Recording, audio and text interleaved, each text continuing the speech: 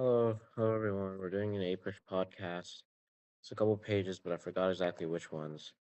I remember it's page 833 to something, so I'm just gonna be talking about it.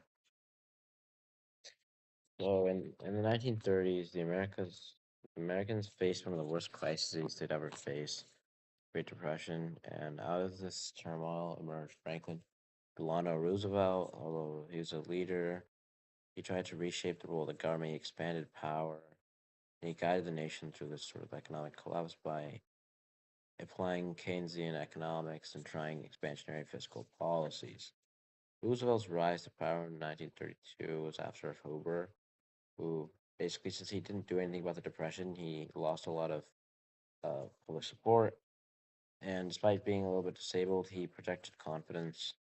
New Deal was one of three things: relief, recovery, reform. Relief meant will help you by creating jobs. Recovery, we're going to revive the economy, and reform, we're going to prevent future problems. There's also like the Civilian Conservation Corps, which, fun fact, if you've ever been to Colossal Cave, for example, it's in Arizona. That was actually created by the like it was expanded by the Civilian Conservation Corps. So the interesting thing is that like a lot of places, especially in Arizona, they were helped by these programs, especially outdoorsy programs. So he tackled the financial system, stabilized banks, regulated the stock market, restored public confidence. TVA brought electricity and development to poor regions. Well, the Social Security Act sort of reframed support for the elderly and unemployed. New Deal, farmers were paid to reduce production, stabilize prices, workers gained new rights. There was a couple of controversies. Some people said New Deal was too powerful, and Roosevelt threatened to pack the courts. And eventually, New Deal eased part of the Depression. There was World War II, which really helped us get out of the Depression. Nazi Germany was being aggressive, and Japan also. And once France fell, Americans felt like they needed to be more active. What happened was the Lend Lease, for example. Finally, Pearl Harbor happened in 1941, December 7th. And there's massive mobilization. And finally, there's a lot of deep injustice towards Asian Americans. There was Japanese internment. In the Pacific, they fought a kind of a brutal war against Japan. Uh, I'm like spreading. Sorry, I didn't mean to. So yeah, they try to focus on defeating Nazi Germany.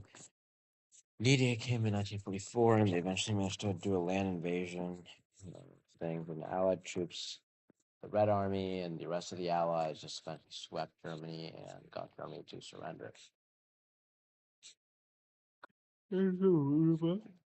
Roosevelt was elected to a fourth term, but he died. So then he was succeeded by Harry S. Truman, who faced the most final and the most difficult decisions. And Japan refused to surrender despite their heavy losses, and the United States dropped two atomic bombs, Hiroshima and Nagasaki, and they eventually surrendered. So this left with America being a global superpower and also America's economy being expanded and growing at a rate that's like unimaginable for the time. So moving on a little bit, I think something else that's very important is let's just talk about Herbert Hoover. He was he was a character. So he believed in this sort of idea of rugged individualism. Rugged individualism was basically this belief that that had to pull yourself. It was up to the individual whether they were successful or not. You had to pull yourself up by your bootstraps in order to be successful. This belief, unfortunately, was kind of things. And moreover, I want to go back to the early 1920s. In the early 1920s, there were groups like the Ku Klux Klan, which gained power, promoted racism, anti-immigrant sentiment, religious intolerance, and immigration laws were tightened. And prohibition banned the sale of things, which led to the rise of organized crime. Moreover, cultural conflicts were evident in the Scopes monkey trial, which highlighted the clash between traditional religious beliefs and modern scientific ideas. Despite these sort of tensions that arose, the 1920s were a time of incredible economic growth. The rise of mass production made goods more affordable and widely available. Industries boomed, especially the automobile industry, led by companies like Ford Motor Company. Cars transformed daily life. Gasoline age took off. Technology was revolutionized. Social norms were changing. Women got more freedom. The economy was booming. Calvin Coolidge promoted a policy that favored economic expansion, but a lot of the political leadership at this time was like Herbert Hoover. They wanted limited government and business growth. October 1929 was there's another the stock market actually crashed, and this revealed serious flaws in the economy. Overproduction, excessive debt, and unequal wealth distribution all contributed to this. Hoover's rugged individualism kind of failed because people felt his response was too limited and too slow, and public frustration grew, and that's why FDR won a landslide win.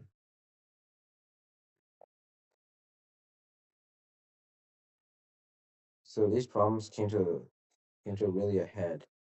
So the Great Depression was one of these events that's sort of defines a nation. You know, it's impossible to forget the Great Depression because legacies are still being lived out to this day.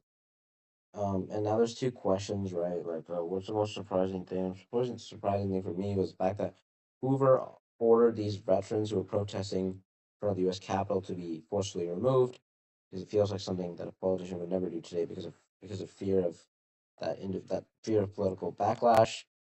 And then finally, you wanted to know how does this relate to my daily life? I guess the thing that I find most relatable to my daily life is the fact that there's the Great Depression, and not to mean that I've been through such an economic depression, but the fact that every individual struggles and these struggles contribute to what makes life meaningful and worth living. Thank you guys.